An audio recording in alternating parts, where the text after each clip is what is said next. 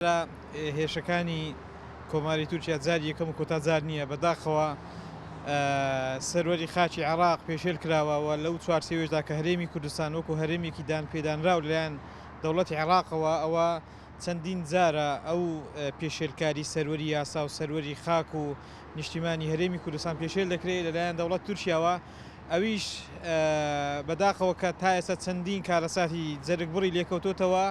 و چەندین هاوڵاتی مەدەنی بەداخەوە شەهید بوون و تا ئێستاش هیچ قەرەبوویەک لەلایەن نە حکوومەتی تورکیا نە حکوومەتی عێراق نە حکوومەتی هەرێمی کوردستانیان وەرنەگرتوتەوە و بەداخەوە هیوادارین ئەم پێشێلکاریە و هەردوو لا بەڕاستی بگەنە ئەو قەناعەتە بەڕاستی نە ئێمە بیان و بەدەستەوە بدەین وەکو هاوڵاتیانی کورد وەکو گوندنشینان وەکو ئەو خەڵکانەی کە لە گوندەکانن بیان و بەدەستەوە بدرێت کە دەوڵەتی تورکیا هێرش بکە وەنە هێرشی تورکیاش بەڕاستی بەو بیانوە بێ کە هاوڵاتی مەدەنی بکاتە هەماج و شەهیدیان کە ینی بیانوەکان هیچی یاسایی نین هیچی شەرعی نین بەڵکو بەڕاستی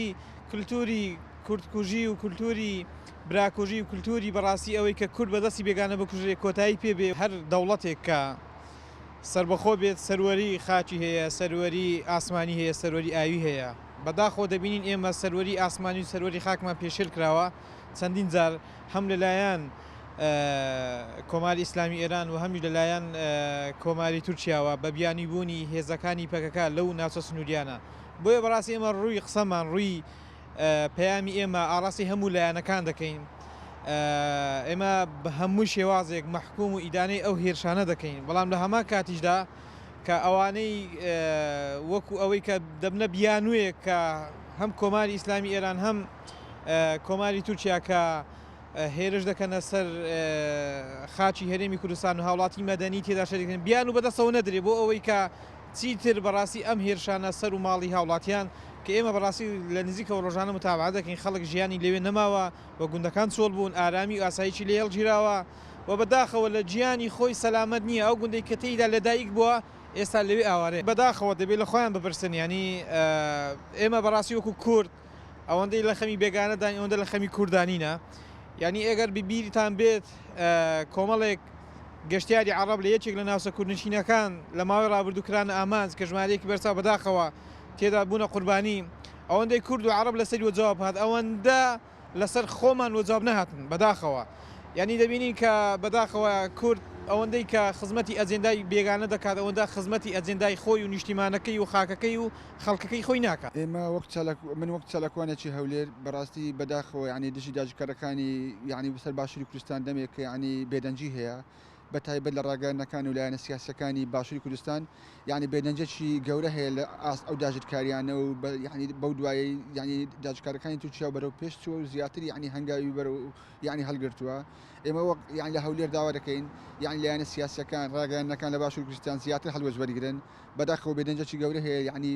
ئێمە چاوەڕوانی زیاتر دەکەین لەوەی یعنی خەڵک زیاتر یعنی تەنانەت گەلیش یعنی هەڵوێز وەرگرن دژی ئەو داژکارانە بە چالاکی بەڕێپەیوان بەمانگرتن یعنی دژی ئەو داژکارانە تەنانەت لە تۆڕە کۆمەڵایەتیەکان هەڵوێز وەرگرن دژی داژکارەکانی دەوڵەت تورک لەو چوارچێوەیەش دەکرێتن ئێمە دووبارە یعنی هەڵمەتی بایکۆتی کاڵای تووچی یعنی کاری لەسەر بکەینەوە دەست پێ بکەینەوە لە ڕاستیدا دەوڵەتی تورک یعنی وەکو لایەنێکی سیاسی یعنی ئەوەی ڕەوایەتی بەهێرشی خۆی داتن پەکە دەکاتە بیان و ڕەوایەتیدان بە هێرشەکانی داژکاری بەڵام هیچ حقیقەتێک و ڕاستیەک نییە بەڕاستی لە داژکاریانە بە نمونە یعنی تورکیا بۆ دوای هێرش بۆ سەر ڕۆژاوی کوردستانەوە بە بیانی پەکە هێرش بۆ سەر ئێرەدا بە بیانی پەکەکە بۆ سەر شنگال بۆ سەر مەغمور بەداخەوە هیچ حقیقەت و ڕاستیەک لەو هەنگاوەدا نیە تەنها هەدەفی دەوڵەتی تورکیاوەیە بۆ ساڵی داهاتوو لەگەر 100 ساڵ بەڕێکردنی ئەو پەیماننامەی لۆزان ئەوان دەیانێت هەدەفیان ئەوەیە خاچ کوردستان داژر بکەن و شتێک بە ناوی کوردستان و گەلی کورد نەمینێت هێزە کوردەکان و دەسەڵاتی کوردی یعنی ڕێگری بکە لەو کاری کە دەوڵەت تورک لە هەولێر دەکاتن لە سلێمانی بە تایبەت لە زۆنی سەوز یعنی دوای هەشتی تەمووز خەڵک یعنی چەندین کادری سیاسی و چالاکوانی مافی مرۆڤ و ژنی کادری سیاسی تیرۆرکراینە بەداخەوە من لێرە شەرمەزاری ئەو تیرۆرانە دەکەم نابێ ئەوانە ڕێگە پێ بدرێتن دووبارە بێتەوە هێزی کوردی لایەنی حکوومەت لێرە یعنی ئیدارەی بەو شێوەیە مامەڵە لەگەڵ دەوڵەتی تورکیا